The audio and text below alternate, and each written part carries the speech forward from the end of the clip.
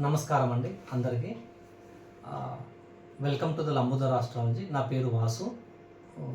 అందరికీ ముందుగా శ్రీ పరాభవనామ సంవత్సరం ఉగాది శుభాకాంక్షలు అందరికీ. మనం ఈరోజు డిస్కస్ చేసే టాపిక్ వచ్చేసి తులారాశి వారికి ఈ సంవత్సరం మొత్తం ఎలా ఉంది, వార్షిక ఫలితాలు చూద్దాము. వార్షిక ఫలితాలలో తులారాశి అనగా జాతక చక్రంలో చంద్రుడు తులారాశిలో ఉంటే వారిని తులారాశిగా పరిగణిస్తారు. చంద్రుడు తులారాశిలో ఉన్నాడు. వీరికి ఆదాయ వ్యయాలు చూద్దాము. ఆదాయం 5, ఖర్చు 14. ఆదాయం 5, ఖర్చు 14. ఆదాయం కంటే ఆల్మోస్ట్ 3 ఎక్కువ ఖర్చు ఉంది. సో వచ్చే ఆదాయం కంటే. సో వీళ్ళు ఫైనాన్షియల్ ప్లానింగ్స్లో కొంచెం కరెక్షన్స్ చేసుకోవడం మంచిది. మనీ అయితే చేతిలో ఫ్లో అవుతుంది, చేతిలో తిరుగుతుంది. నెక్స్ట్ రాజ్యపూజ్యం 6, అవమానం 3. వీరి గురించి మంచిగా పొగిడేవారు, మంచి పాజిటివ్ టాక్ 6 ఉంది, అవమానం 3 ఉంది. సో మంచిగానే ఉంది. నెక్స్ట్ కందాయ ఫలితాల్లోకి వెళ్దాం. కందాయ ఫలితాల్లో వచ్చేసి కందాయ ఫలితాలను మనం ఎందుకు చూస్తామంటే, కందాయం అంటే 4 మాసములు. సంవత్సర కాలాన్ని 3 భాగాలుగా విభజించారు. ఒకటి వేసవి కాలం, వర్షాకాలం, చలికాలం. 4 భాగాలుగా విభజించారు.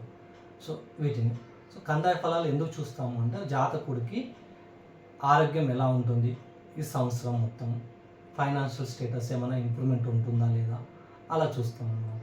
ఈ కందాయ ఫలితాలు వచ్చి తులారాశిలో జన్మించిన వారికి, తులారాశి అంటే చిత్త 3, 4 పాదం జన్మించిన వారికి 3, 0, 3 అంటే మొదటి 4 మాసంలో ధనలాభం శుభప్రదం, తర్వాత 4 మాసంలో 0 మానసిక ప్రశాంతత లోపించడం, చివరి 4 మాసంలో 3 బేసి సంఖ్య ధనలాభము శుభప్రదం. నెక్స్ట్ వచ్చేసి స్వాతి 4 పాదాలు 1, 2, 3, 4 పాదాల్లో జన్మించిన వారికి 6, 1, 1 వీరికి మొత్తం సంవత్సరం మొత్తం కూడా ధనలాభం శుభప్రదంగానే ఉంది. స్వాతి నక్షత్రంలో జన్మించిన వారికి 6, 1, 1. నెక్స్ట్ వచ్చేసి విశాఖ 1, 2, 3 పాదాల్లో జన్మించిన వారికి 1, 2, 4 మొదటి 4 మాసము ధనలాభం శుభప్రదము, తర్వాత 4 మాసములు 2 మధ్యస్థ ఫలితాలు, చివరి 4 మాసములు 4 మిశ్రమ ఫలితాలు ఉన్నాయి. నెక్స్ట్ వచ్చి జాతక చక్రంలోకి, జాతక విశ్లేషణలో అంటే రాశి ఫలాల్లోకి వెళ్దాము. తులారాశి వారికి, తులారాశికి గురు భగవానుడు 9వ స్థానంలో ఉన్నారు. 9వ స్థానం చాలా మంచిగా గురుకి అనుకూలమైన పొజిషన్గా చెప్పుకుంటాము. సో వీరికి అనుకూలమైన ఫలితాలు ఉంటాయి. ప్రమోషన్స్ రావటము మరియు బాసెస్ సపోర్టు దొరకడము ఇవన్నీ జరుగుతాయి వీరికి. నెక్స్ట్ వచ్చేసి శని భగవానుడు వచ్చి తులారాశికి 6వ స్థానంలో ఉన్నారు. ఇంకా సంవత్సరం మొత్తం కూడా వీరు 6వ స్థానంలోనే శని భగవానుడు ఉంటారు. సో శని భగవానుడు 6వ స్థానంలో పూర్ణ యోగ కారకుడు, ఎటువంటి ఇబ్బంది ఉండదు.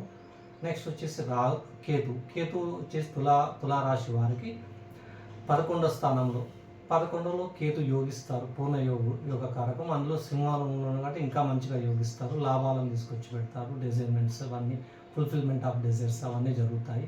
ఒక యోగించని గ్రహం ఎవరు అంటే రాహు భగవానుడు వచ్చేసి తులారాశి వారికి 5మంలో ఉన్నారు, 5వ స్థానంలో ఉన్నారు. 5వ స్థానంలో మెటీరియలిస్ట్కి సంబంధించిన వాటికి సంబంధించిన వీళ్ళ యొక్క ప్లానింగ్స్ అవన్నీ వర్కౌట్ అవ్వవు. కొద్దిగా ఇబ్బందులు సంతానం పరంగా చిన్న ఆటంకములు కలుగుతాయి. కానీ క్రియేటివ్ రంగంలో ఉన్న వారికి, ఫోటో స్టూడియో కానీ సాఫ్ట్వేర్ కానీ రీసెర్చ్ సెక్టార్లో ఉన్న వాళ్ళకి అందరికీ రాహు మంచి యోగకారకంగా ఉంటారు. సో ఓవరాల్గా చెప్పుకోవాలి అంటే తులారాశికి ఈ వార్షిక ఫలితాలు 3 గ్రహాలు యోగిస్తున్నాయి. గురువు జూన్ 2 తర్వాత 10వ స్థానంకి వెళ్తున్నాడు. 10వ స్థానం నుంచి మళ్ళీ సింహంలోకి 11వ స్థానంకి వెళ్తారు, మళ్ళీ 10వ స్థానానికి వస్తారు. ఓవరాల్గా చూసుకుంటే యోగించే కాలమే గురు భగవాన్ నుంచి వీరికి ఉంది తులారాశికి సంవత్సరం. ఒక 7 మాసంలో 8 మాసంలో యోగ కారకం, ఒక 4 మాసంలో యోగించట్లేదు. సో ఓవరాల్గా పాజిటివ్గా తీసుకుంటాను నేను. గురు భగవానుడు, శని భగవానుడు, కేతు భగవానుడు ముగ్గురు యోగించడం మంచి యోగ కాలంగా చెప్పుకోవచ్చు తులారాశి వారికి. థ్యాంక్ యూ అండి. Thank you.